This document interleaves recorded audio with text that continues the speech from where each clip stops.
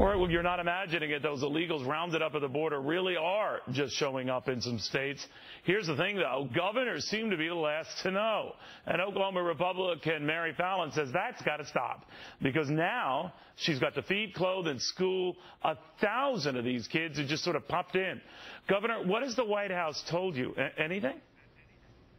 Well, I've been asking a lot of questions because we've been held in the dark. You know, basically we were told we were going to have around 1,200 minor unaccompanied children in Oklahoma. We think we've had around 800. They won't tell us the exact numbers. They won't tell us what countries they're from. We do know that there have been children from other countries other than the 3 Central American countries that we originally told. We know that there have been around 212 that have been released within Oklahoma to either people here legally or illegally into our state.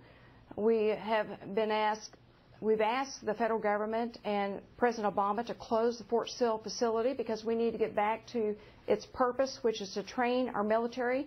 And just a little while ago, we received word that the facility will be closing this Friday, which we're very pleased and thankful for.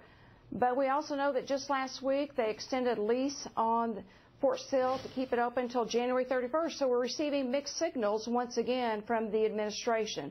So basically, you know, we just want President Obama to secure the border, send a signal to Central America that we're not going to be just having an open border policy to migrant children, that parents wanted to send their children to the United States to be cared for. All right, so I take it from what you were just saying there, Governor, that these illegals are being housed at this Fort Sill facility. And if it is pushed back to January of next year, that means you're obligated to enroll the school-age children for classes in about a month, right? Well, the facility is supposed to be closed this Friday, but what we do know right now is that there have been, so far, as of 2 weeks ago, 212 that have been released to someone in the state of Oklahoma, which means those children will be starting school in our state. Well, where would the other 1,600 go? If this facility closes, they're not just going to leave your state. Where do they go? We don't know. We don't know what state they've gone to. And actually, when they turn 18, they're just released into the community itself. So no one's tracking them, Governor? They won't tell us.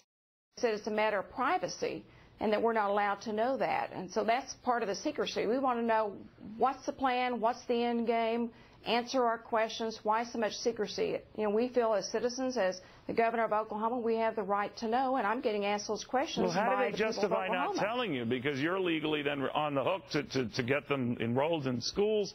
You don't know how many there are, how many will still stick around if this facility closes, where they go off to, who's tracking them, presumably someone from INS, but we don't know. I mean, this is a mess.